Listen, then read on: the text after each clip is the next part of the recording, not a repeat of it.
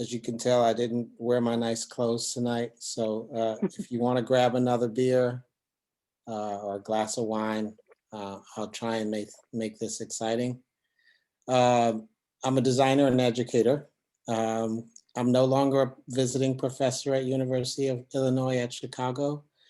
I'm actually a professor, a tenured professor as of 2 weeks ago. I am a co-founder with Black House Studios, and I have my own practice under Norman Teague Design Studios. All that other stuff you guys already heard. I'm gonna go through a quick little slideshow. It's not really quick, it's like a lot of slides, but I'm gonna talk real fast and try and get you guys familiar with how I work, why I work. Maybe a lot of that will be covered in just going through some of my slides, but they're fun, and I'm kind of like Erykah Badu. I'm a little sensitive about my shit, so I won't curse. I won't curse anymore. But that was a quote from Erykah Badu. So I'm gonna. It's not working. All right, there we go. During my studio time at SAIC, I wandered through some research with several participants to really think about relationships and why people open up to certain groups, but maybe not, well, certain groups prior to they would open up to their biological families. And so that was asking questions to queer friends of mine, asking questions to gangbanger friends of mine, asking questions to elderly people. And a lot of the answers were people trusted these other groups. They're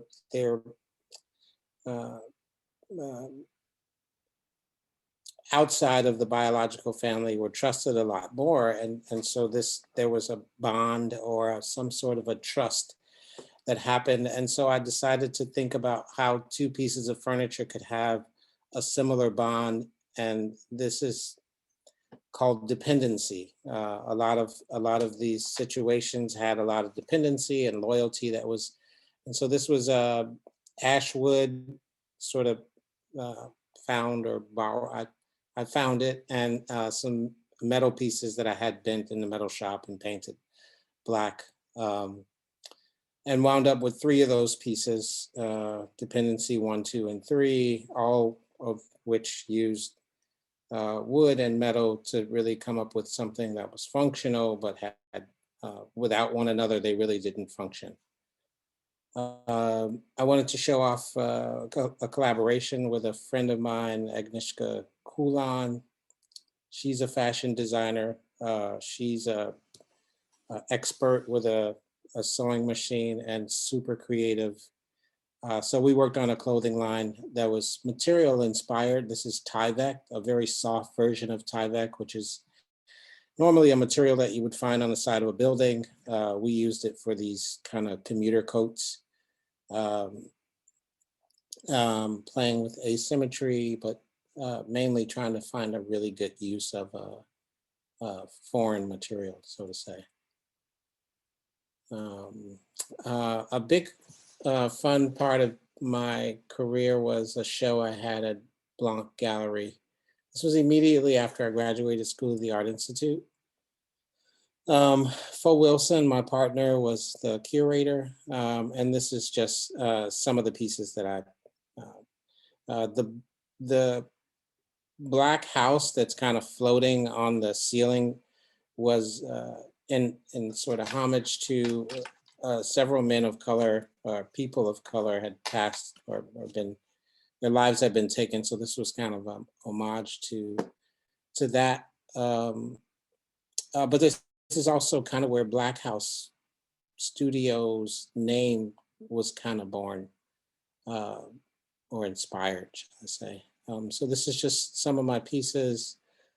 But it was really great to have a show in this space because literally geographically it was around the corner and next door to my elementary school, around the corner from my mom's first apartment. But it was a time when I could get a lot of things sort of off my chest.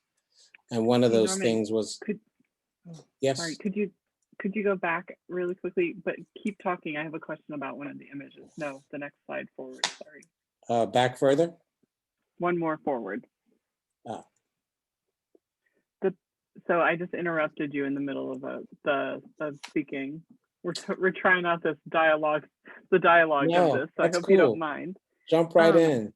Yeah, so I'm wondering, it may not be very obvious to people right at the first go of looking at this, but the kind of collection of furniture back behind these kind of pieces that are centralized towards the front, is that an assemblage that you put together?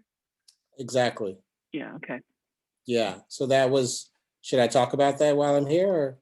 Well, maybe Yeah. continue It on was, your thought, but I just wanted to point that well, out before the slide I went can away. cover it because I don't think I have any better shots of it. So it was me leaving college, thinking about design history, thinking about the lack of information left out of design history, and this was me sort of taking uh, old objects, some new objects, some used objects, and then some of my own personal objects, and creating a page in history that would include my work.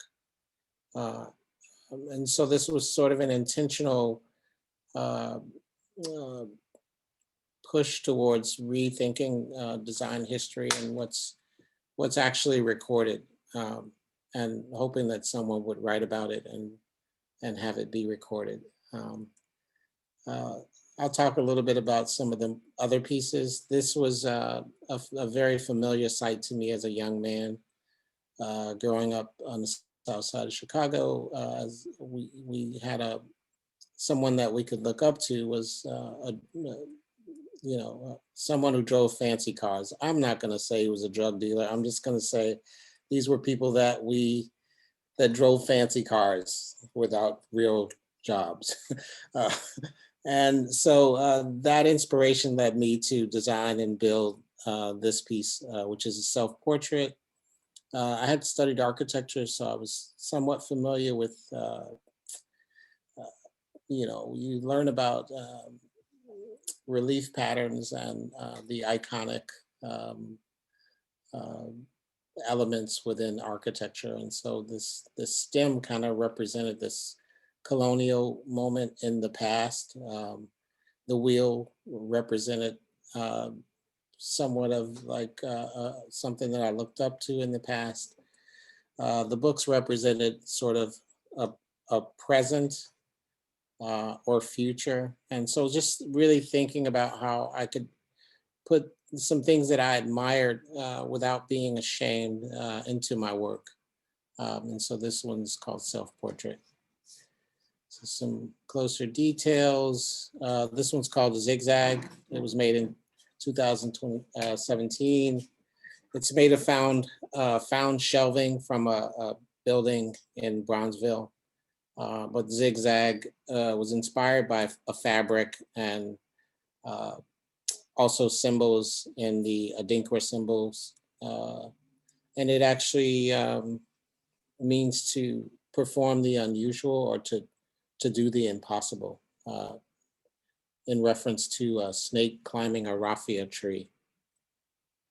Um, this piece is called The Hutch, and I think it had, uh, again, I think this was a quite intuitive project, but really wanted to think about different ways to consider what a credenza does, what a hutch does. A hutch is normally, and the one I remember is my grandmother had a hutch, and you know, expensive things or valuable things were kept in the hutch behind lock and key. And this was sort of my answer to like creating something that had a little more exposure, but you could still house these things of value, or at least sort of be decorated by those pieces. This is made of ash and leather. Um, The pieces What about, on the yeah, wall, I'm sorry, I should talk about that. yeah, definitely. Those are some of They my, were that's some of my so, favorite they work. were so dope. These are all sort of made from found objects, be it wood objects or a lot of plastic objects, and really thinking about how to take there's so much information, design sort of work that's gone into creating these plastic units, or uh, some of it's PVC piping, some of it's bent wood objects that I've sort of curved around surfaces to create these vessel-like objects. And ideally, what I wanted to do is to cast them and reproduce them in uh, ceramic and porcelains, and one of which I have done, the red one. The others, I'm still working on it. So this is a good reminder, actually. Um, this is the Send Me stool. It took on a much longer life than I expected. Started at SAIC, moved to Salon de Mobile, and took second place in a, I'll get to that yet. But this is sort of the process that I went through, thinking about sketches. And this was a one-year class at SAIC where you spend the first semester sort of researching and thinking. The second semester, you're preparing for your work to leave for a show in Milan, which for any student who's studying design is quite exciting. And so this was just some of the inspirations that I was trying to pull from. But just going into this class, I was I was immediately sort of pushed to really think about how I could, again, remain Black in this very modern world of design, particularly in Milan. And so I went through inspirations of the one string banjo, and I was creating lamp parts and other uh, functional furniture that was really inspired. It was really a really great class. A lot of the work that I presented did not get accepted, and I just continued to present. And I remember coming back from New Year's, this was the work. A lot of these ideas were what pushed me to go with the Send Me story.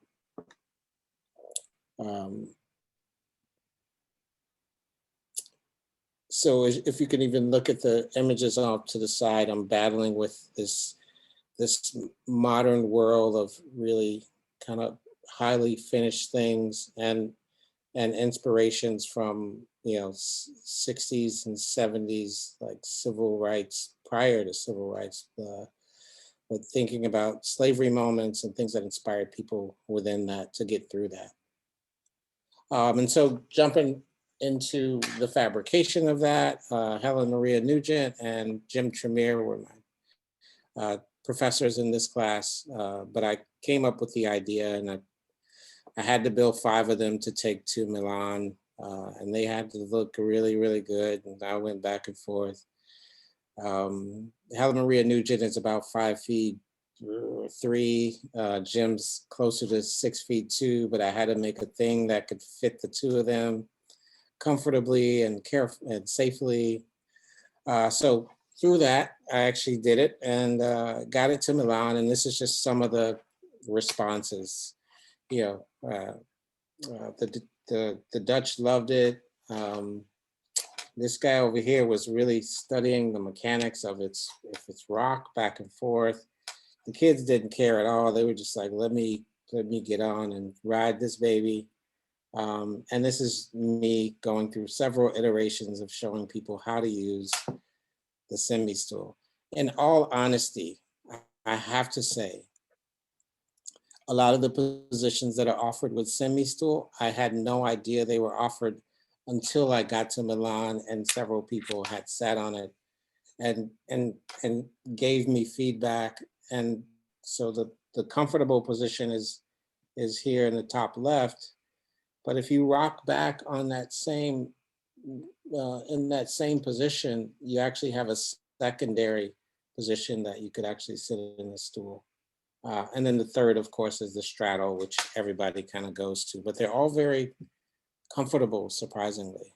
Uh, and then there's still people that don't want to use it the way that we expect it to. So there's a fourth way that you can use semi-stool to crack your back. The semi-stool went on to win Best in Show that year with Metropolis Magazine, and the Art Institute of Chicago acquired one for their permanent collection in architecture and design just last year.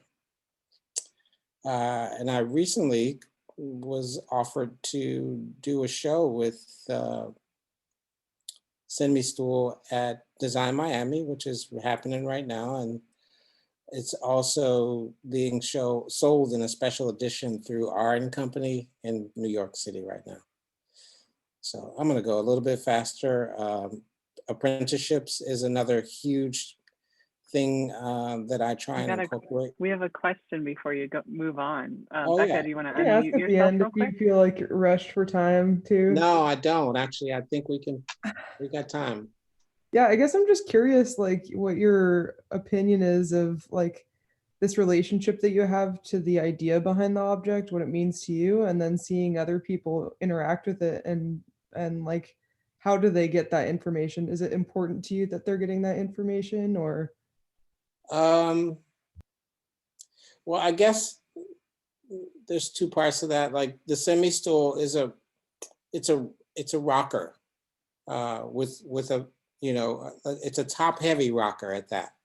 So I think the number one thing that comes to my mind when I go to show it in a show or sell it at a gallery, I want to consider how I instruct people on how to use it, just so that that's really clear. But I do enjoy the investigation that people do when they approach it. There's always a sense of hesitation. There's always this, can I sit on it? Am I supposed to sit on it? So those questions are always first and foremost. But I always love when the guard is let down. Like once they've become comfortable, they've taken on all three positions, and they've kind of taken ownership of like, all right, this thing is safe to be with. And so it is like there's a moment of relationship that needs to take place. Trust, I would imagine we could call it that. And so that sort of curiosity always, it gets me. I think if this were smaller and if it were sort of made for kids, which I'm thinking about, a kid would not take the time to get to know it. I think a kid would just rush to it. So I'll keep you posted on like what those reviews reveal. But I'm super excited when, that timid person becomes super comfortable with it, because that's what I think furniture can do. I don't know if it should do that, but I think it definitely has the will and the power to do that. So yeah. Sweet. I hope that answers your question. Yeah. Okay, cool. So apprenticeships are a big thing to me, particularly because I grew up in a school that didn't give me a lot of what I needed. I think it gave me the introduction to a lot of things, but it definitely didn't give me the time to make mistakes with it, or to really garner what a craft could be, or what you could do with a craft. So I really think apprenticeship allows that one-on-one. It allows mistakes. So I pushed for having strangers in my studio quite a bit. I also push for having people try things that they haven't in some time, and be it, come into my space for a studio visit, you might wind up doing some sanding while you're there. So and it's a thing I just really try and incorporate in, not just in the studio life, but in everything. I think it's something that we need to have around more often, easier for people to access it. A large portion of African-American males in Chicago are unemployed. And I feel like jobs that allow them to be close to someone also allow new relationships to happen as well.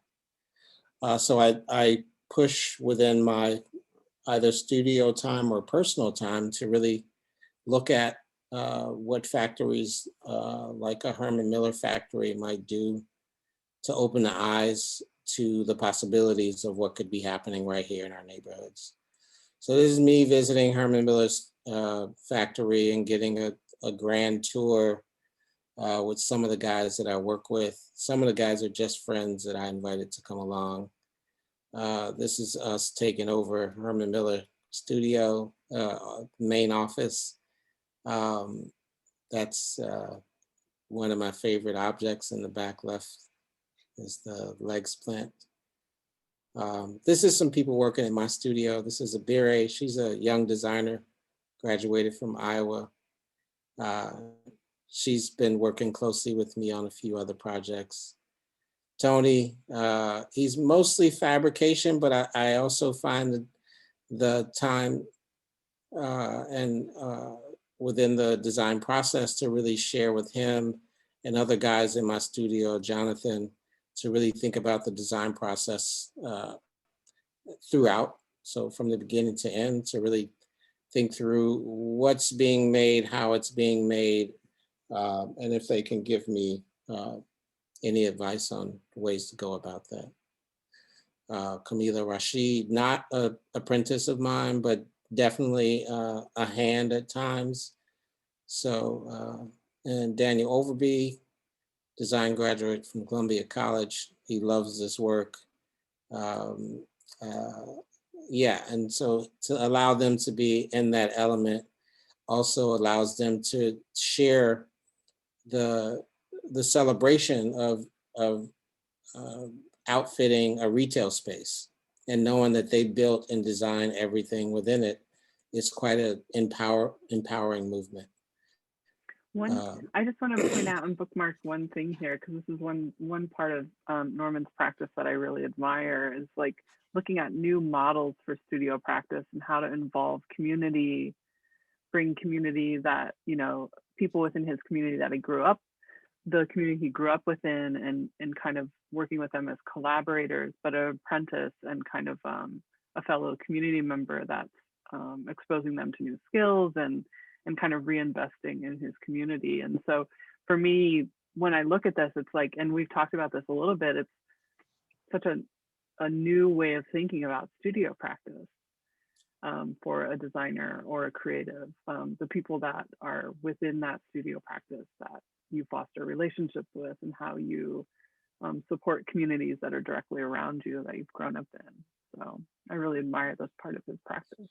Yeah, I think I think the thing that happens is, like, I realize that, you know, the School of the Art Institute's not going to move to the South Side. And so if it was left, and honestly, the Art Institute was started by a bunch of artists who got together and started to do things collectively. And so I think I feel like small collectives are starting to happen on the South Side. It ain't exactly Rotterdam yet, but I feel like it's there's definitely a community of makers that's available to either talk over your work or help you build some work. I think the apprentice part is a new thing. So a lot of what University of Illinois Chicago has done is allowed me a moment to teach classes in a very informal way, and that's taking students outside of the classroom to to local studios and working within those studios for the entire semester under the tutelage of one class was a group that was working with a leather worker who makes gym shoes. So they made gym shoes and bags for their final with him. But I never really got them in a classroom. They literally would go to his studio on a daily basis. There was another fashion designer as well as a fabricator, metal and wood fabricator. So literally giving those students that exposure allows them to think about what a small studio is like, but also for that artist who was running that studio, it gave them a room full of mildly experienced young people who are, excited about Google and understand Snapchats and, could run their social media for a whole semester, but also working on designing object or objects together. It was a splendid class, and I'm really trying to figure out how to expand upon that in the coming semesters. Because now I'm a professor, so I'm really gonna go crazy with it. Yeah, looks like we have a question from Becca again. Sure. Yeah, I'm sorry, I'm so excited. I'm just curious if there's like an etiquette for going around reaching out to people about apprenticeships, if it goes through school, like your mentors, like, is it just kind of a free for all? I think the connection, and it could be easier made, but I think the connections, if I had to think of it from a college level, like every student who's studying design would love to work in design prior to graduating. So there's a great level of experience that's being had. So I think if it were to become a part of a regular curriculum, that, your sophomore year is spent in the field, so to say, we could for surely have enough employees or employers that were interested in having this kind of work experience. And maybe that employer got some kind of educational points from the government, or I don't know, like, I feel like it's an easy thing to figure out though, that students don't want to be cooped up in a room all day, and to work under a seamstress for an entire semester, it's a benefit to a number of people. So is there another question? I'm sorry. Well, really quickly, the question came from a student. I imagine, Becca, I don't want to speak for you, but you're also maybe curious about like what the etiquette of asking someone, an employer or a maker, for an apprenticeship. Do you have any advice for that? I mean, I would begin by sharing your skill sets, where you are, and being really open and honest about that. Why you want to work with that particular company is also good, but then like break it down to them about the benefits that they would have from it. Because I'm bringing, you're bringing something to the table. You're not walking in like, I just crawled out a garbage can and I need some help. You're coming with like a skill set to offer. And I think if it were a grade that you were getting out of it, and these kids did not get paid, obviously, but the exchange in learning, I think, it goes both ways. But I think you're going to learn a lot more working under a shoemaker in a semester than you would probably take away from a classroom setting. Yeah, great. Thanks. Somebody's shaking their Becca. head. I want to know. Thanks. Yes, everybody agrees with you. I think we've got a. I don't think somewhat of a, so. I have somebody that was shaking their head. Someone's shaking their head. You saw me. Bob. I see you, Norman. Bob. Thank you. I did. Up you. Thank you, Bob. My background is industrial design, like yours. The route I took in my career in graduating from SAIC 100 years ago was to work for manufacturers, getting a job in the design studio of a manufacturer of a product line. So Sure. I was surrounded by model builders, designers, salespeople, everybody in the company. They would all come into the design department to talk about a new project. And then they'd say, okay, we'll get it done in 3 weeks. Goodbye. Meaning we as designers, we were the ones who were wrestling with the materials and the objective of costs. I think it was really to hit a cost. So with all that experience, and also how am I connected in this circle out in Portland, is I went back for low res MFA in visual studies. Oh, that's So that's awesome. my You're in our connection. Excellent. So I've been on the ground where you are all I love graduated that. Yeah. just this past summer. Perspective. Yeah, so good, Bob. Thank you. That's great. Thank you. So the thought that occurred to me is because I was so much enriched by my experiences of working every year. I changed jobs intentionally because I wanted to find out about this. I wanted to find out about this and that. And I remember going to Thanksgivings for the first 5 years. This is a joke. But every time they're always just say, who are you working for now? But it was intentional, just like you're saying. You have to go with intention of developing your toolkit, whatever that might be. And everybody's toolkit is different. So the thought that occurred to me as you're talking about this is, it would seem to me that there is a corporate boardroom where you have a big table and the company hires or gives an allowance to experts in different areas of the business to sit around the board to help advise the people who are operating the business. Sure, If absolutely. you would think about how could I develop a board table of people who are manufacturers, producers of a variety of products, they employ designers, they have model builders, they have they have production people.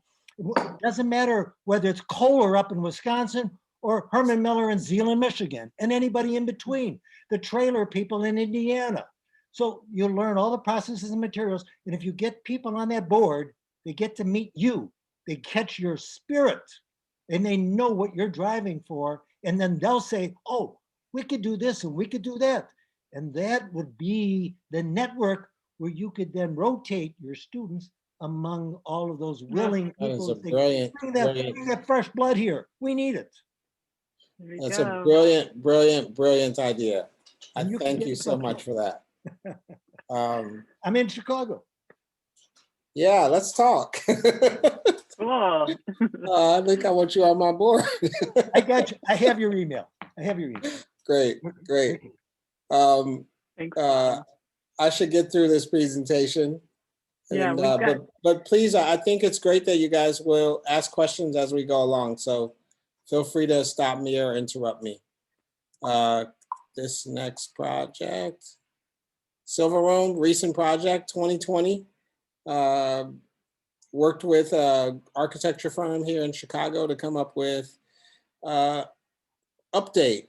He was in COVID and we were in COVID. And he wanted to use the downtime to renovate the store. Longtime cultural outlet for Chicago's south and north side. Really beautiful things happen from church inside of this retail space, from church on Sundays to storytelling on Thursdays. A really amazing space. We got to work with the owner, and Abire was helpful on this project. We worked with Future Firm to develop floor plans and new layouts for the space. And then this is the results. Some really flexible pegboards. We came up with a really nice shelving system here in the middle that kind of everything locks together. There's no screws or nuts or bolts to go inside. And some free floating tables on wheels that could be pushed out of the way at times. Another Black House Studios worked on a project called,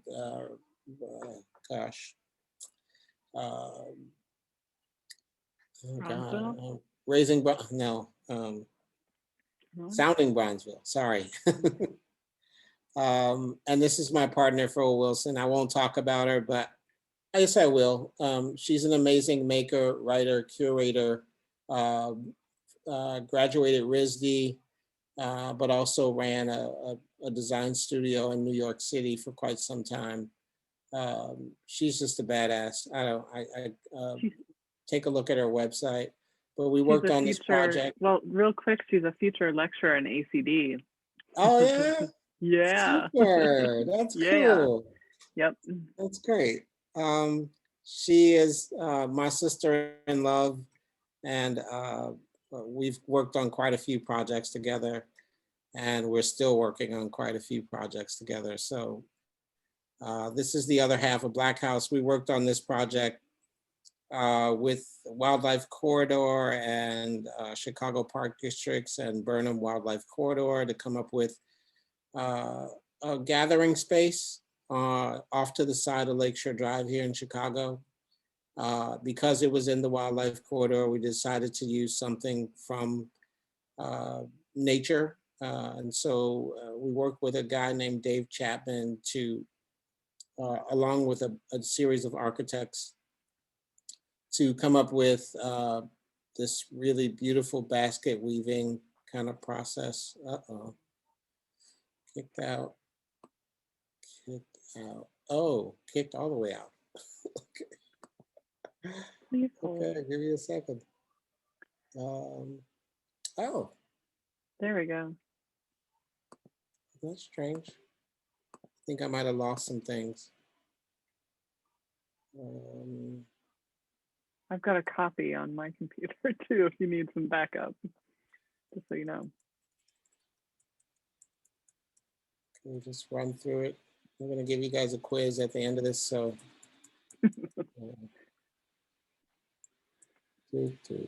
Silver Roam, Sounding Brownsville.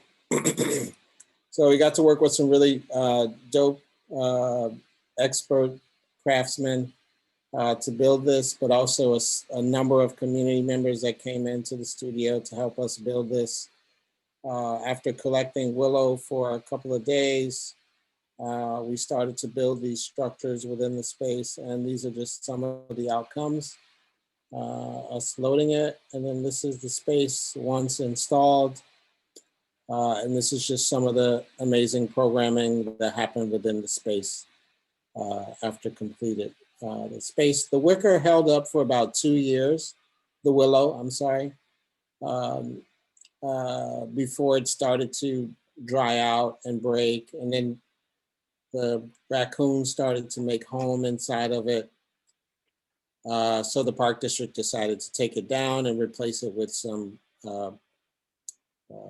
wood stumps. And so it's still a gathering space, just not what we erected to put there. This is a project called Dorchester Projects. It's a collaboration with Rebuild Foundation and neighborhood.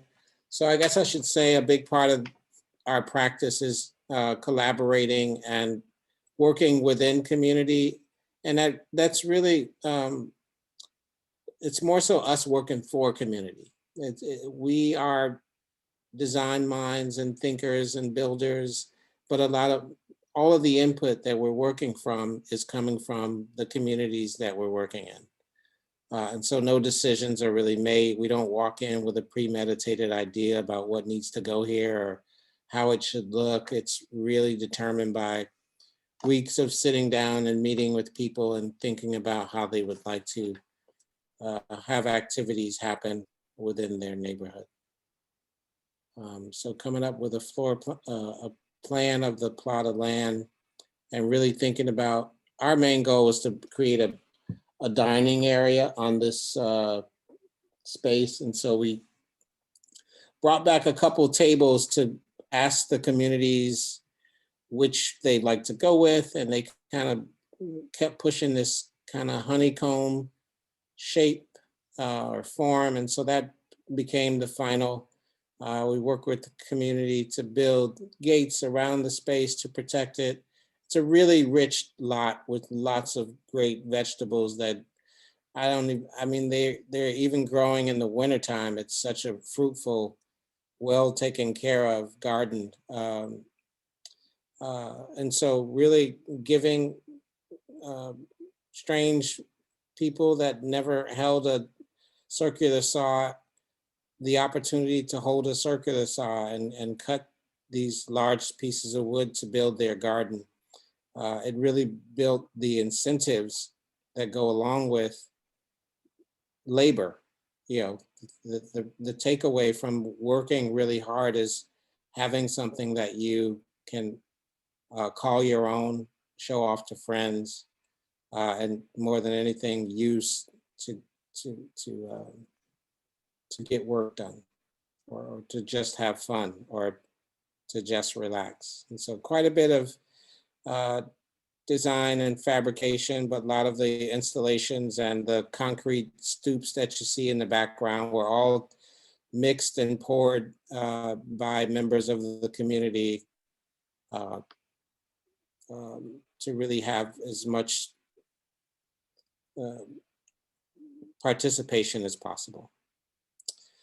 Another part of our practice is taking vacancy and filling it up. So this was a project called Connect. We work with the Silver Room on this to occupy a storefront.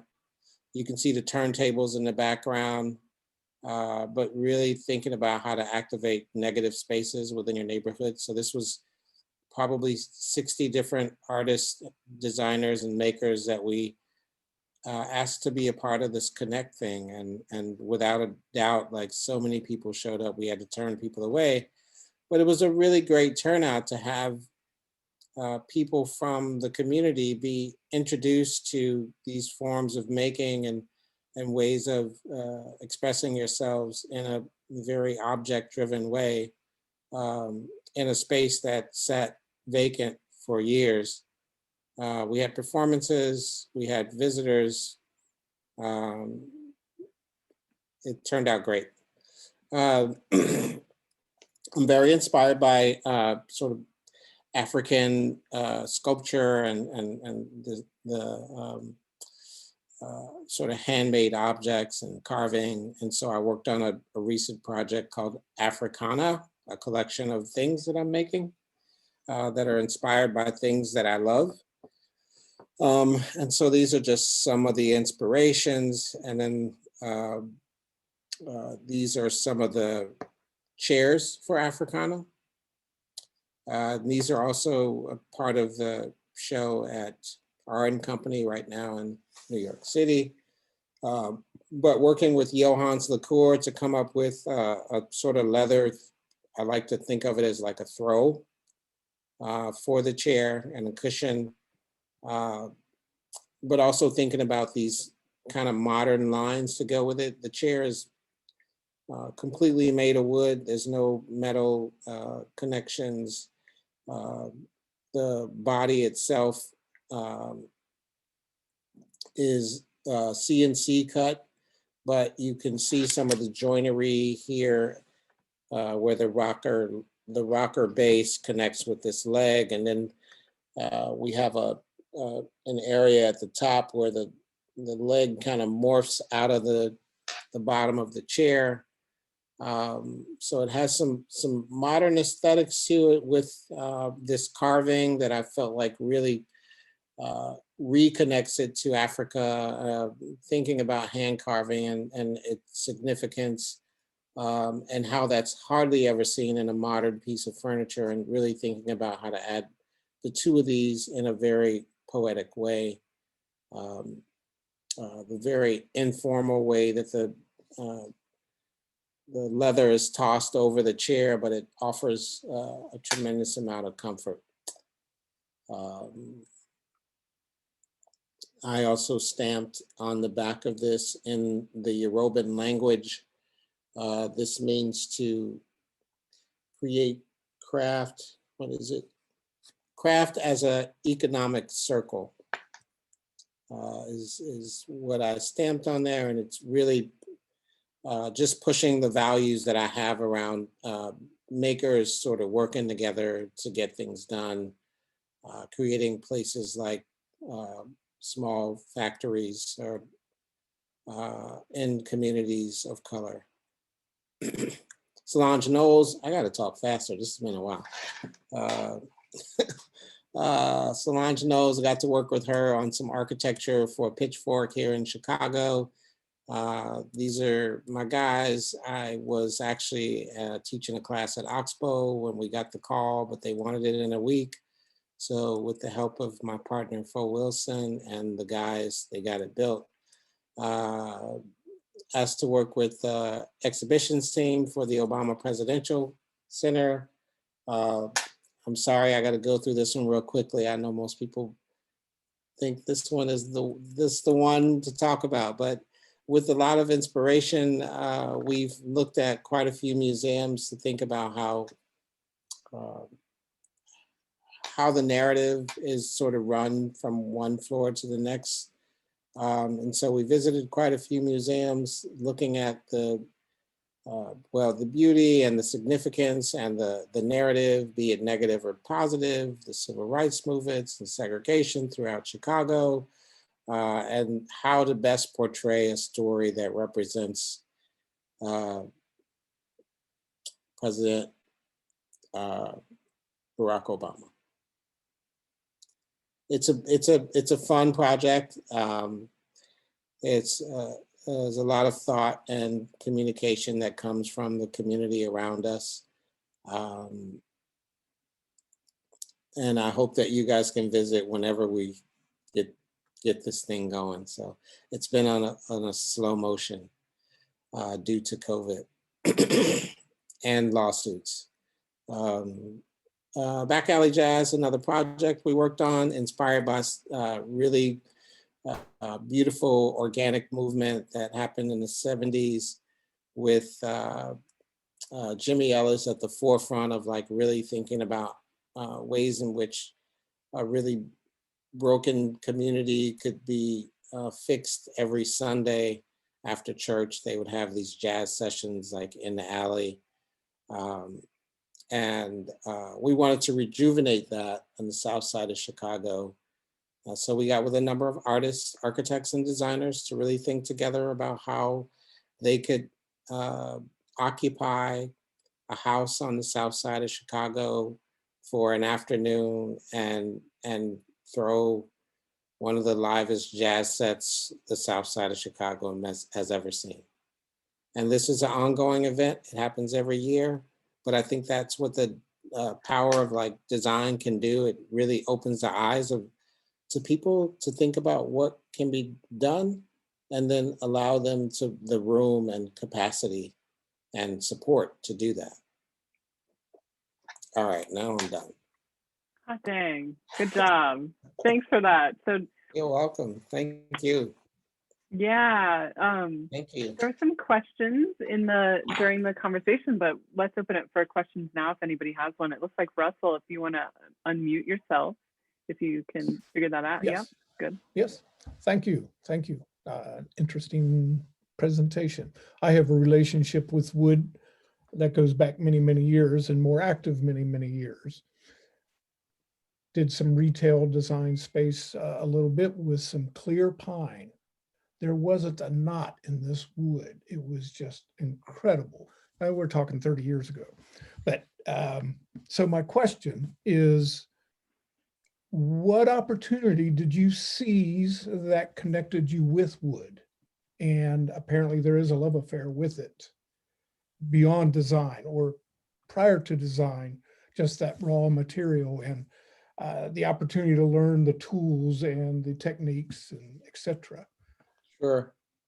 Yeah, Russell, thank you. It's a good question. It makes me think back. I was gonna say that when I went to a junior college, a 2-year college to study pre-architecture. And I graduated from there. There I got to do a little model building with foam core and some material manipulation there. And then I went to Columbia College and I went to the wood shop and I was in love but prior to that, I built a bookcase I built a bookcase at a Chicago Park District out of solid wood. I don't remember. I guess I bought the wood, but I can't remember where I had a dime from. But I made a bookshelf, a solid wood bookshelf, and I made sure that I followed all the sort of rules of notching, and even if it was a butt joint, I made it like the best butt joint I could. And I think that was, you know, I think I just get off on empowering moments.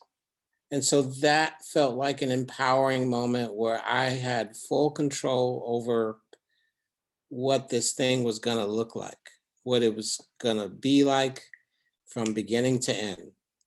I had very good penmanship. I had studied drafting in high school.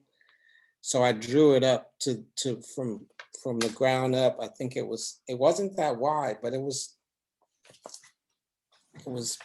yeah, it was mine. Thank I you. built it. Like I felt Yeah. proud.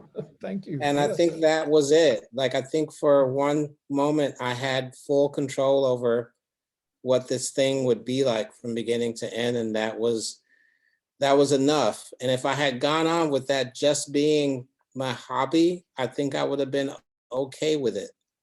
But I think that's also what I feel like in working with apprentices. I feel like when I look in their eyes when we finish the installation for these retail spaces, it is pure joy. It is pure, like I was a part of this really big thing. It really goes a long way.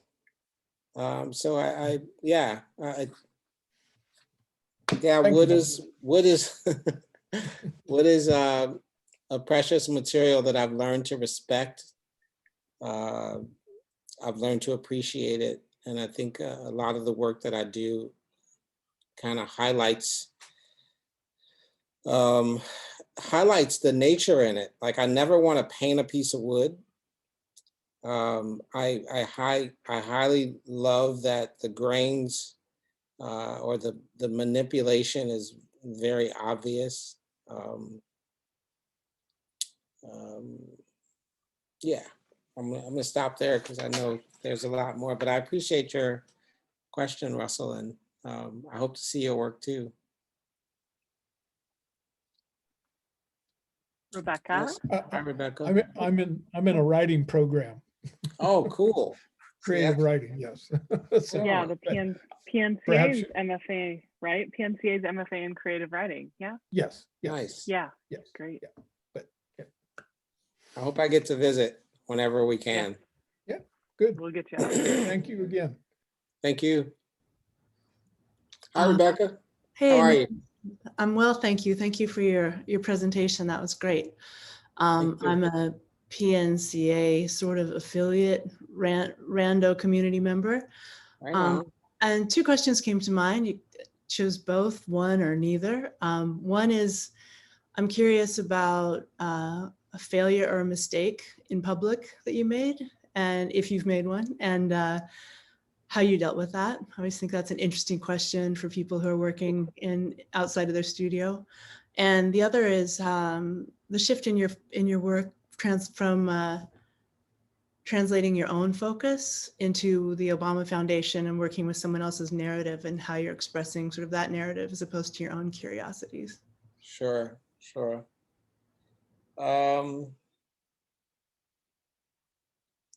You know, when the Obama presidential, well, you know, I'm not working directly for OPC. I'm working for or with or alongside Ralph Applebaum and Associates, which is the exhibitions team that designs museums.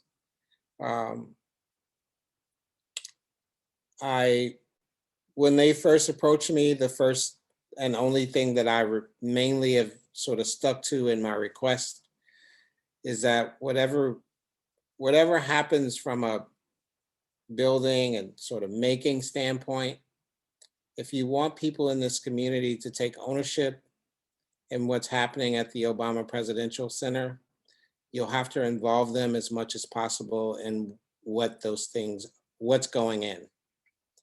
And I think that was the main thing that I wanted to keep at the forefront, working forward, is that whatever opportunities that you might see that a young person or an elderly person can have a hand in, literally, physically, then you bring about the necessary ownership that it takes to plant a museum on the south side of Chicago.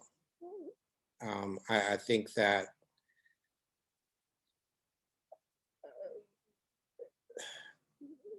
people need that incentive in an effort to feel a part of such a big thing in what's always been a very small community. And so that was always my push. What was your first question? Because I wanted to answer that one too. No, thanks for that. I was just curious about a public or mistake. Oh or yeah. Oh yeah. They're always good stories. Oh my God. Well, I worked with a client who kind of lowballed me to get like a really good price on a set of 3 tables for their conference room. And it was, I had 2 guys working with me and they were loving it. It was great. And then we thought we were really close to finish, and the client came by and looked at it and he was like, I think I had painted the legs black when it was on Baltic birch.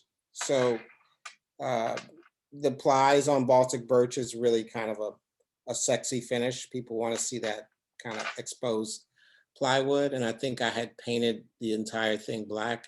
And then I think he came back the following week, and then I had done like the reverse wrong thing. So, and all of it was video. So every time he came, it was on videotape. So he was videotaped. And so I was just like, the first time I called it, I'm inside of my humility. I'm like, I'm sorry. Like, this is the second time I was just like, I'm just stupid. Like, this is just ridiculous.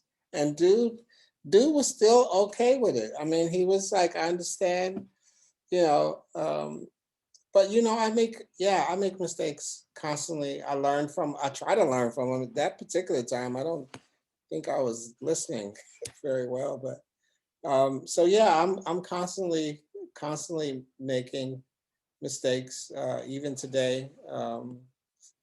And I let my students know it's okay. You just have to live in those, you experience it, you move forward, and hopefully it doesn't happen again, I felt really bad though. That was kind of, yeah. So yeah, and it ain't, I don't even feel bad anymore about my mistakes though. It's just like, I think I've had so much fun learning to manipulate it. The mistakes have also become kind of fun. It keeps me human, I think. Yeah. Thank you. I'm not a woodworker though.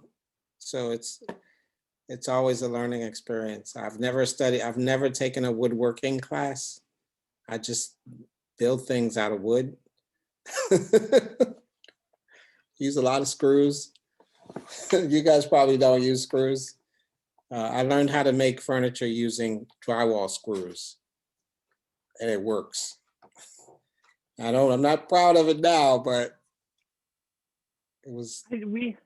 Funny enough, we share that. I never took a woodworking class either, and I put all my stuff together with drywall screws too. Maybe that's why we got along. That's why they paired us together, because someone knew. That's funny. Yeah. So continue on, make mistakes. It's part of the game. My students at UIC, I don't know, they probably think I'm crazy because I let them know, like, listen, everything that you're learning in my class, you're really not going to learn it until you've tried it 3 more times outside of class. But what I'm trying to do is introduce you to a way to, I guess,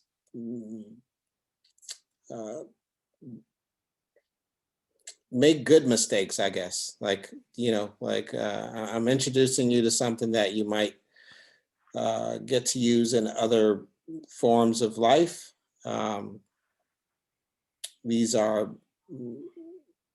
lessons, I guess. Like, no one's going to learn how to cut a perfect foam core house the first time.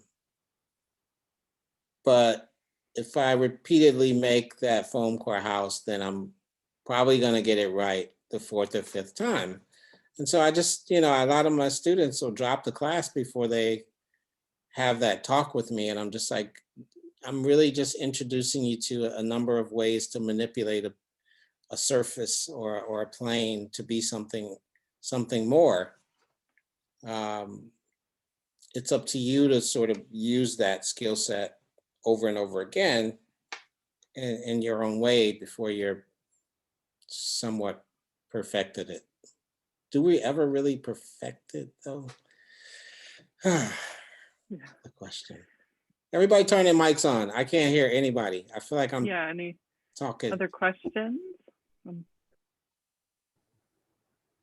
I got a question. Share. Yes, go. First, thank you for this. This has been great. Absolutely. You mentioned tossing around the idea for making your rocking stool for kids at a kid scale. You mentioned casting some of your sculptures into ceramic or porcelain, but that you were sitting on it for a while. Is there anything you've been sitting on for however long that you're you're still excited about, but you just haven't yet pulled the trigger, or you actually have it in the works and you're excited about getting it actually moving, or anything you're working on right now that you're really excited about for next year? Yes, I have over 40 different sketch pads. So I think all of those ideas are sort of waiting to happen. I have a number of projects that I am sort of revisiting as we speak. I guess it's timing and cash flow, comfort, connections. So I have probably 4 projects in the next 6 months that allow me to try some new things, revisit some old things. Ceramics is one of those things working, but I don't know. I get so caught up in my big picture that I sometimes devalue the small things. And so really thinking about how to bring a studio to a neighborhood near me that really has the exposure to the average person walking down the street who could easily find a barbershop or a liquor store to be able to find a design studio and like the wonders that might be happening inside of there. And so that's a level of politics too that goes along with that. And I think I'm making excuses for not getting to all the things, but I value that those things are sort of in my archive box and I can pull them out whenever there's available time. Yeah. Does that answer your question, Rob? Yeah. Is there anything specific you can speak to? Yeah, that pottery still feels really good to me. I think growing this Africana line feels really good as well. Just because it's really finding room to introduce myself to things that have always kind of been on my bucket list. So the carving is never never happened. You know, I just so happened to have a walnut tree fell in my backyard. And as the tree people were coming to take parts away, I was like, well, can you just roll that over into my yard? And so throughout the summer, I got to practice carving in these walnut pieces. And it was really, really meditative, really great. And so putting it as a part of the Africana chairs was really inspiring to me, because I get to use this thing that I'm not saying I'm good at it. Remember what I said to my students, it takes some practice before so I did get to carve the arms. It turned out to be more like gouging, with some very not sharp enough tools. So a lot of and it was with basswood, which is really soft. So you think it's just, even if you're gouging, it's gonna gouge in a kind of sexy way. Some of the pieces are just not sexy. It was just like, whoa. So, you know, again, but I'm really like, I don't think that's a problem. Like it's in a gallery, it's gonna sell. But honestly, the power of like getting to know a new skill, getting to like treat yourself to an evening of carving, that was the most exciting part to me. And that is why you should buy Africana, because I had a ball doing that. So yeah, there's a few other things that I'm doing, but it's like I get bogged down with the business side of things now, because when you're responsible for paying, you know, people by the hour, I don't know. Yeah, it's just there's another worry that comes along with that. When, you know, when makers start to scale up, you have to take on other responsibilities. So that slightly pulls me away from just having fun in the studio. I think we've got time for one more question, Bob, if you want to go Yeah. for it, or But comment. Norman, could you speak about your feelings about sketching? Because you shared with us a sheet of sketches. Yeah. And for you, what's the difference between pencil sketching, computer SketchUp, to get the results and the feeling that you want? Not so much for the manufacturing, but to bring it up from out of you. What works best for you and why? I'm gonna always say that the hand drawings do it for me in a very in the beginning. I can't start on the computer. I think our people younger than me might see it differently, but I think because I started with sketching, I find a lot of enjoyment, and a lot of the times I'm not sketching for an idea, I'm sketching for therapeutic reasons. And sometimes a good idea comes out of that. Call it intuitive. Sometimes sketching is cutting up paper as well. Cutting up sketching for me sometimes might start with a series of objects that that allow me to look at scale, allow me to manipulate a little more concretely.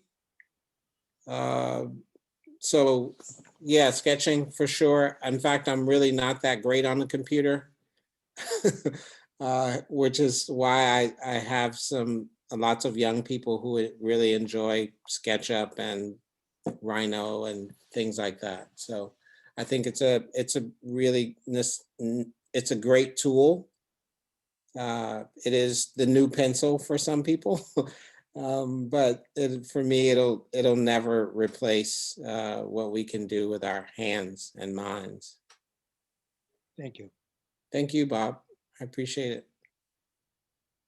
Anyone else have a question, a comment? Anybody have any advice? That's a I have good one question from a lecturer.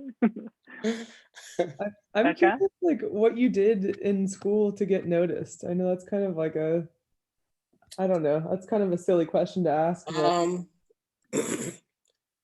I didn't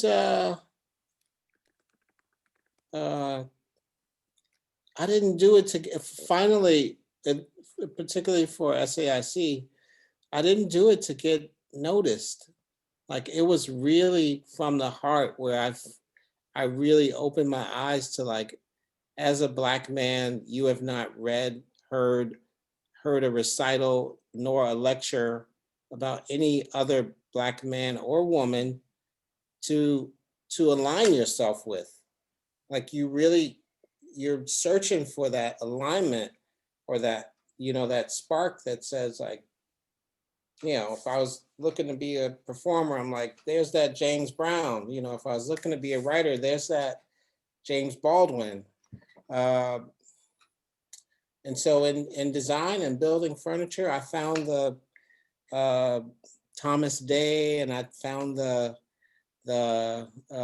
Elijah McCoys, and but I didn't hear my teachers talking about these people. I didn't hear these names celebrated, and so I felt like I needed to celebrate. I needed to make work that I could celebrate, work that influenced me or inspired me in one way or another. Whether that story was, I felt that story was important to the people, my immediate peers, that was not important to me anymore. It was all about getting out my story. And I think that when you work on objects that mean things to you, if that story translates with others, great. If it doesn't, then it doesn't matter. Like, you're really interested in getting at the bones of, like, what it is you're trying to say. I mean, art it's expressive, right? We create because we have some things on our mind, and it could be a flower or it could be a civil rights movement. But either way, it's what's going on with you. So I was at that point, and so these things, they didn't have to mean shit to nobody but me. They could have been in a dark room. It was the best thing I could do with the amount of money that I'm spending to go to this school. Because if there's anything that could be best, it would be, now there's a story that some young kid could read when they're searching for alignment. do you feel like you've had like students come to you with that now and thank you? It's so heartwarming. I taught a design apprenticeship program 10 years ago, I guess it was maybe 8. And one of my students just graduated from Urbana-Champaign with an urban planning degree. And she called me and told me, and I just, it's just such a good feeling to know that, like, somebody got it. Somebody got it enough to investigate it. Somebody got it enough to go on to college and think about being an urban planner. And so, yeah, and she's already a badass, because she's like, I'm looking for a job, but I can't find one, so I'm gonna start a business. I was like, oh, okay, here you go. She's like, nobody's hiring in COVID, so I'm just gonna start my own business, right? I mean, that's how you do it.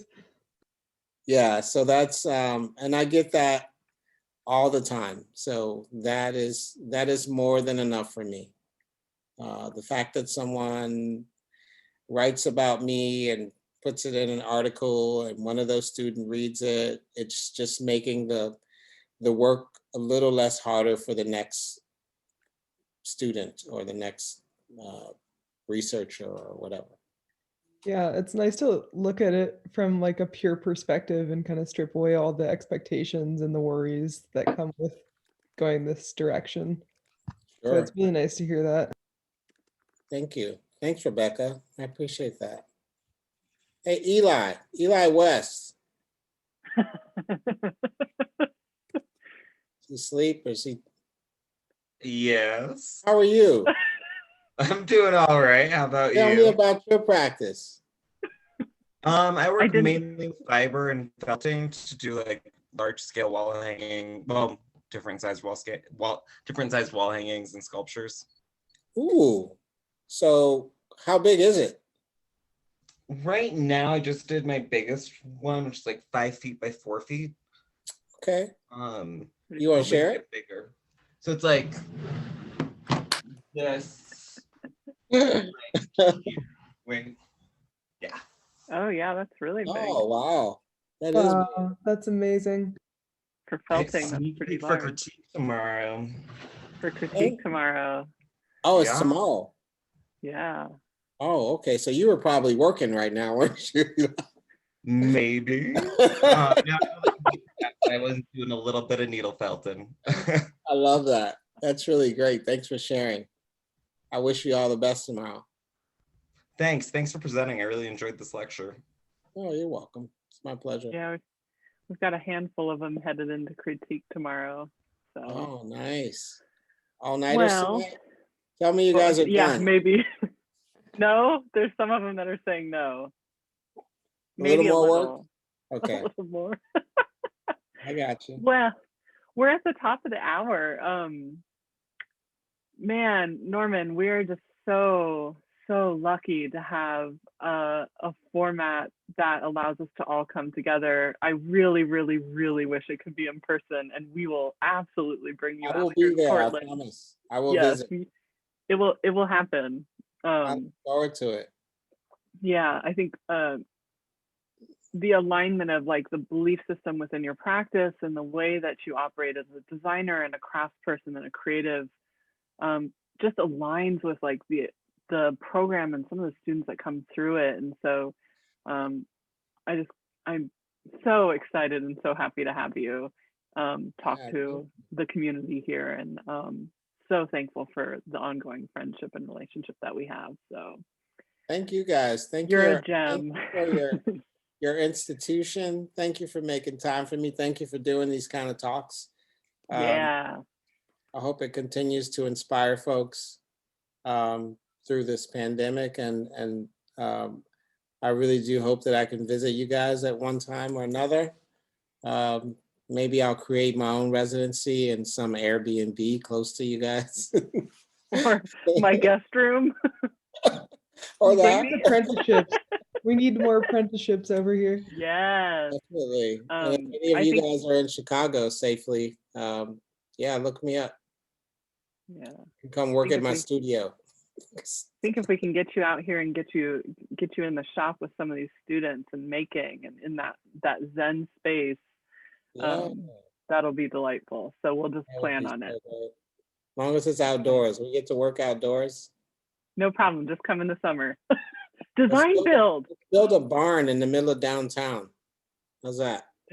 Well, we have this beautiful Or thing maybe called that's design. common in Portland. No, what? we got this beautiful thing called design build that we do with kind of like guest professors, instructors, Okay. comrades of the students. We'll have to talk. Yeah, let's do it. Yeah. I wish Okay. all you guys the best of luck tomorrow with your critiques and end of the semester work. And I wish you all a really tall 40 ounce and and a shot. And a shot. I was going to say a beer, but no, let's just do 40s. Thank you again. Perfect.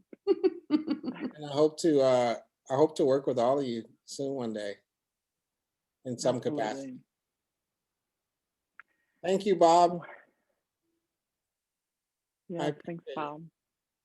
Also, Thanks everybody for Bye. joining us. Norman. Really appreciate it. Thanks, Ciao. Sarah. Thank you so much, Thanks. Norman. This is great. you're welcome. Thank you guys. I had a good time. Thank you very Yeah, much. thank you. This was a great lecture. You're welcome. Thanks. Your fingers. Thanks, Norman. Thank you. So great to see everybody's kind of log Yeah. off. Yay!